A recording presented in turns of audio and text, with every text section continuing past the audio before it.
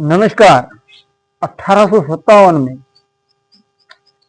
Britisher से लोहा लेने वाले तात्या टोपे की कहानी लेकर आज आया हूं। कई स्वतंत्रता सेनानियों को इतिहास में वो जगह नहीं मिली है जिसके वो हकदार थे। इनमें से एक है 1857 के विद्रोह के नेता तात्या टोपे। एंड्रयू वार्ड अपनी किताब कानपुर 1857 में लिखते हैं कि 1857 की सभी विद्रोहियों में तात्या टोपे सबसे प्रतिभा संपन्न सिपाही थे। टोपे का कद थोड़ा नाटा था, लेकिन वो हष्ट-पुष्ट और तुरंत फैसला लेने वाले कमांडर थे। उनकी घनी भौहों के नीचे उनकी आंखों को देखने भर से उनकी नेतृत्व क्षमता का आभास हो जाता था। अपने हजारों सैनिकों के साथ यमुना नदी पार करने के बाद उन्होंने अपने रास्ते में पड़ने वाले हर बड़े शहर पर कब्जा कर लिया था।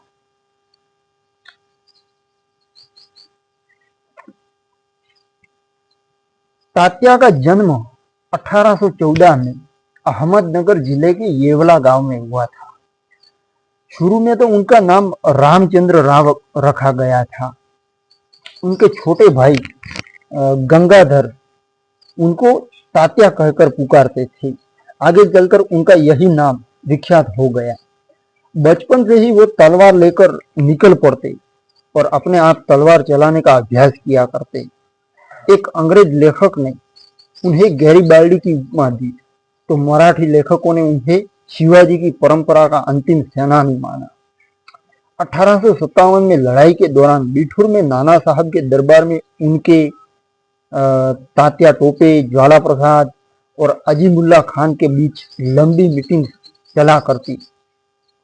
तात्या टोपे का मत था कि क्रांति के लिए संयुक्त संगठन बहुत जरूरी है, यूनिफिकेशन बहुत जरूरी है। यही तो भगत सिंह भी कहा करते थे ना कि क्रांति की तलवार विचारों की शान पर सवार होती है। रंजना चितले सेनापति तात्या टोपे 1857 स्वाधीनता संग्राम का महानायक में लिखती है, सारे देश में लाल कमल सेना की एक छावनी से दूसरी छावनी में घूमने लगा। क्रांति के संदेश की प्रचार का दूसरा मुख्य हथियार था चपाती। चपाती लाइक मुझे पता नहीं थी। एक गांव का चौकीदार मुखिया को चपाती देता और पूरा गांव उसे प्रसाद के रूप में ग्रहण करता। इसका सर्वमान्य अर्थ था पूरे गांव का क्रांति से जुड़ना। यूनिफिकेशन करने के लिए ऐसे प्रचार किए जाते। इस तरह चपातियों के जरिए मुख्य संदेश गांव गांव और जन जन तक पहुंचा। 4 जून 1857 की आधी रात कानपुर में विद्रोह शुरू हुआ। नाना साहब की जय जयकार करते हुए सेनानियों ने अंग्रेजों का खजाना लूट लिया। साथ ही उन्होंने जेल का फाटक तोड़कर कैदियों को आजाद करा दिया। नाना साहब, तात्या टोपे, अजीमुल्ला खान सभी दिल्ली के लिए रवाना हुए, लेकिन तात्या दुविधा में थे। इस तरह कानपुर छोड़कर जाना उन्हें उचित न लगा। उनकी परेशानी का मूल कारण था कानपुर की महत्वपूर्ण जियोग्राफिकल कंडीशन। कलकत्ता और दिल्ली को जोड़ने वाली जीटी रोड कानपुर से होकर जाती थी। उस वक्त कानपुर में के गंगा पुल से होकर ही अवध के लिए रास्ता जाता था। और रंजना चितले लिखती है, तात्या ने नाना साहब को सलाह दी कि सिपाहियों को कारण स्पष्ट करके वापस कानपुर लाया जाए ताकि अंग्रेजों को आगे जाने से रोका जा सके। सभी सिपाही कल्याणपुर से वापस कानपुर लौटे। शहर के लोगों ने नाना साहब पेशवा को अपना राजा घोषित किया। शहर में बादशाह बहादुर शाह जफर का जुलूस निकाला गया। तात्या टोपे को सेना को नेतृत्व उनके दायित्व था, सौंपकर उन्हें सेनापति बनाया गया। फिर तब तक जनरल व्हीलर ने अपनी सैनिकों और अंग्रेज महिलाओं और बच्चों को एक किले में बंद कर लिया। 20 दिन की लड़ाई के बाद 25 जून 1857 को व्हीलर ने सुलह का सफेद झंडा लहरा दिया। किले का तोपखाना, सारे हथियार और खजाना तात्या टोपे के सैनिकों के सुपुर्द कर दिया गया। इस बीच जनरल हैवलॉक ने पहले फतेहपुर पर हमला बोला और फिर कानपुर पर हमला करने की भूमिका उन्होंने निभाई। जनरल हैवलॉक ने तो अपनी किताब डेटलाइन 1857 रिवोल्ट अगेंस्ट द राज, उसमें रुद्रांशु बैनर्जी लिखते हैं, हैवलॉक ने पांडु नदी पारकर ओंग में नाना साहब के सैनिकों को हराकर 17 जुलाई को कानपुर में प्रवेश किया। लेकिन उसके कानपुर में घुसने से पहले विद्रोहियों ने सत्ती चौरा घाट पर बिबली घर में कैद कर किए गए अंग्रेज महिलाओं और बच्चों को मारने का फैसला किया। उनकी हत्या के लिए 4 या 5 पेशेवर हत्या करने वालों को, जिनका धंधा ही हत्या करना है, उनको तलवारों और लंबे चाकुओं के साथ वहां भेजा गया। उन लोगों ने बंदियों की हत्या कर उनके शव एक कुएं में फेंक दिए। जब जेम्स नील अपने सैनिकों के साथ कानपुर में घुसा तो उसने आदेश दिया कि गिरफ्तार किए गए सभी लोगों को फांसी दे दी जाए। यही नहीं, उसने ये भी कहा कि फांसी के बाद सभी ब्राह्मणों को दफनाया जाए और मुसलमानों को जलाया जाए। 9 नवंबर तात्या टोपे ने कालपी के किले पर कब्जा कर लिया। तात्या की सेना में आसपास के पराजित केंद्रों इलाहाबाद, फतेहपुर और बनारस के सैनिक जुड़ने लगे। तो जैसे ही अंग्रेज फौज, सेना, मिलिट्री विद्रोहियों से लड़ाई के लिए लखनऊ रवाना हुई, तात्या टोपे के जासूसों ने ये खबर उन तक पहुंचा दी। उन्होंने तुरंत कानपुर पर हमला करने का फैसला किया। इस बीच 24 नवंबर को अवध की ओर से बड़ी संख्या में सैनिक तात्या टोपे की सेना से आ मिले। तो अंग्रेजी सेना ने अचानक आगे बढ़कर हमला किया। तात्या टोपे की सेना पीछे हटने लगी। अपनी सेना को पीछे हटाकर दुश्मन को जीत का एहसास दिलाने की साइकोलॉजिकल टेक्नोलॉजी में तात्या टोपे माहिर थे। दोस्तों, अपनी सेना को पीछे हटाना और दुश्मन को एहसास दिलाना कि वो जीत रहा है, ऐसी साइकोलॉजिकल टेक्निक अपनाई उन्होंने और ऐसा जानबूझकर किया। तो चार्ल्स बॉल ने अपनी किताब the history of the Indian mutiny, उसमें लिखा है कि अंग्रेजी सेना जीत की खुशियां मना रही थी। उसी समय तात्या टोपे की सेना 3 तरफ से अंग्रेजी सेना पर टूट पड़ी। तो तात्या टोपे ने अपनी सेना को 2 भागों में बांट लिया। एक भाग ने अंग्रेजी सेना के दाहिने ओर से और दूसरे ने बाईं ओर से हमला किया। उन्होंने इतने जोरों से मारकाट की कि अंग्रेज सेना को भागने के सिवा और कुछ न बचा। ये नेपोलियन बोनापार्ट की तरह उनकी भी व्यूह रचना की, जो उनकी शक्ति थी, पावर था व्यूह रचना करने का, बनाने का, वो उनके अंदर था। दोस्तों, तो इस तरह अंग्रेज सेना पस्त हो गई, उनका तो पूरा का पूरा खेल खत्म हो गया। लेकिन उनके साथ आई सिखों की पलटन, सिखों की बटालियन, उन्होंने हिम्मत बांधे रखी। एंड्रयू वार्ड ने अंग्रेज सिपाहियों की घबराहट का वर्णन करते हुए लिखा है कि अफसरों के धमकाने के बावजूद विंडहेम के सैनिकों ने अपने ठिकाने को छोड़कर किले में शरण लेने की कोशिश की। तो वहां तैनात एक वरिष्ठ सिख सैनिक ने उन्हें रोकने की कोशिश की ताकि वो कतार बनाकर किले में घुसे, लेकिन वो उसे धक्का देते हुए किले में घुस गए। इस लड़ाई में अंग्रेजी सेना के ब्रिगेडियर विल्सन मारे गए। तात्या टोपे ने कंपनी का झंडा उखाड़ फेंका और उसकी जगह सेनानियों का झंडा, हरा झंडा लहरा दिया। तो विद्रोहियों ने फिर से नियंत्रण में आए कानपुर शहर पर शासन करने की कोशिश नहीं की, क्योंकि तब तक पूरा शहर दोनों तरफ की गोलाबारी से खंडहर में तब्दील हो चुका था।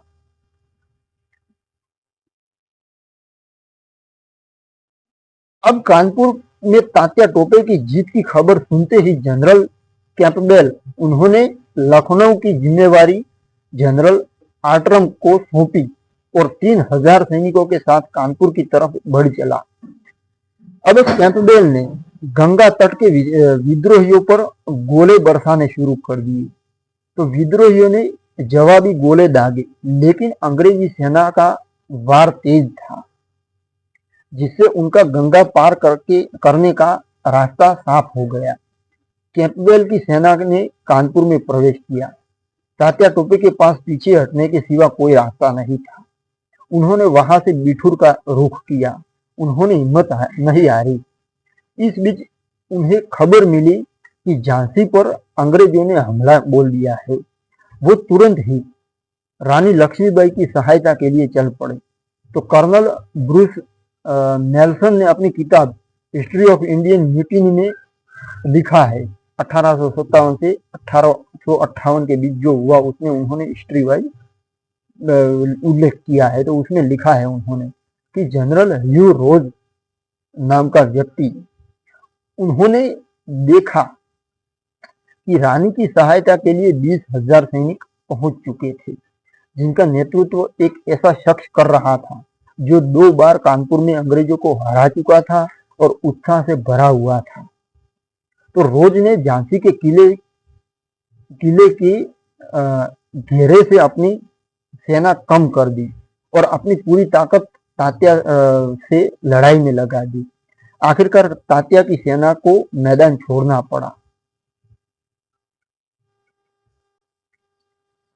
तो इस प्रसंग का वर्णन करते हुए राइस होम्स ने अपनी किताब history of the Indian mutiny में लिखा, तात्या ने लक्ष्मीबाई से कहा, जब हम अपनी सेना के साथ आपकी सहायता के लिए आए थे, उस समय अगर किले से गोले बरसाए जाते तो अंग्रेजों की एक न चलती और जीत हमारी होती। इस पर लक्ष्मीबाई का जवाब था, किले के एक हवलदार ने ये कहकर हमें हमले से रोका कि अंग्रेज सिर्फ हमले का दिखावा कर रहे हैं ताकि हम लोग किले से बाहर निकल आए।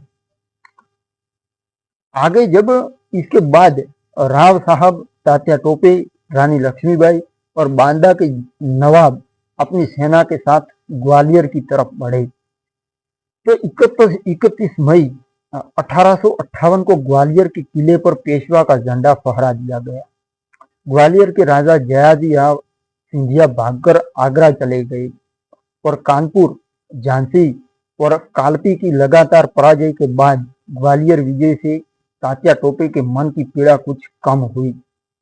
उस समय ग्वालियर में विद्रोही नेता उत्सव आयोजन कर खुशियां मना रहे थे। ये बात तात्या टोपे और महारानी लक्ष्मीबाई के गले नहीं उतरी, क्योंकि संकट अभी टला नहीं था।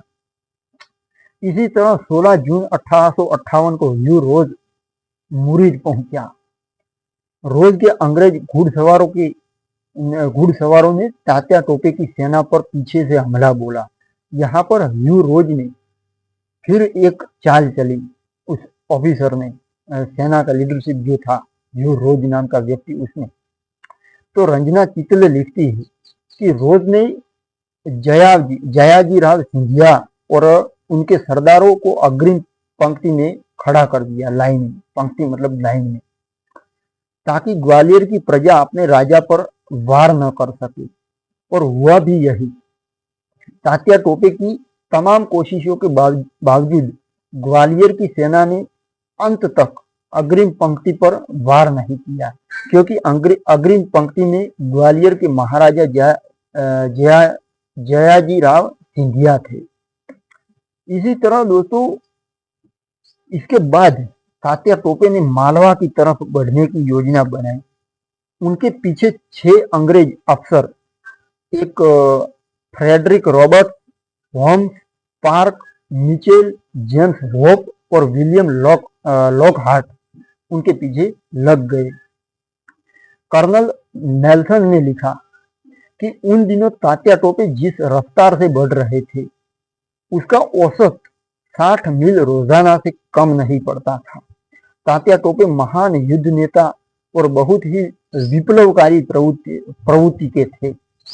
उनकी संगठन क्षमता, यूनिफिकेशन पावर प्रशंसनीय था। और तात्या टोपे का पीछा करने के लिए अंग्रेज सेनाओं को अपनी रफ्तार तेज करने के लिए मजबूर होना पड़ा। अब अंग्रेजी सेनाओं के पीछे रह जाने के कारण ये था, पीछे रह जाने का, कि उनकी चाल तात्या टोपे की चाल की आधी रह जाती थी। 6 अंग्रेज अफसर तात्या टोपे को घेरने की रोज नई योजना बनाते, लेकिन तात्या गोरिल्ला युद्ध करते हुए इन योजनाओं को ध्वस्त करके आगे बढ़ जाते थे। आखिरकार तात्या के एक साथी मानसिंह ने मुखबरी कर दी, जिसकी वजह से तात्या टोपे अंग्रेजों के हत्थे चढ़ गए। 7 अप्रैल 1859 को पांडुन के जंगल में जब तात्या टोपे की नींद खुली तो उन्होंने अपने आप को बंधा हुआ पाया। उनको अंग्रेजों ने कैद कर लिया था। उस समय उनके पास से एक घोड़ा, एक तलवार, एक खुखरी, सोने के 3 कड़े और सोने की 118 मोहरें मिली दोस्तों। उनको पहले छावनी ले जाया गया और फिर शिवपुरी में कड़े पहरे में रखा गया। तात्या टोपे पर मुकदमा चलाया गया। उनके खिलाफ 8 गवाह पेश किए गए। तात्या ने सिर्फ इतना कहा, कालपी की विजय तक मैंने जो कुछ भी किया अपने मालिक नाना साहब के नाम पर किया। अंग्रेज पुरुषों, महिलाओं और बच्चों की हत्या से मेरा कोई संबंध नहीं था।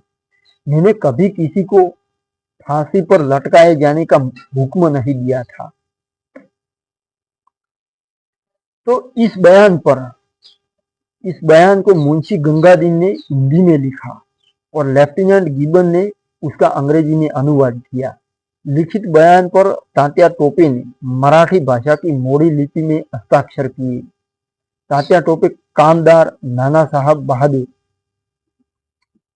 तो 15 अप्रैल को मुकदमे का फैसला भी सुना दिया गया।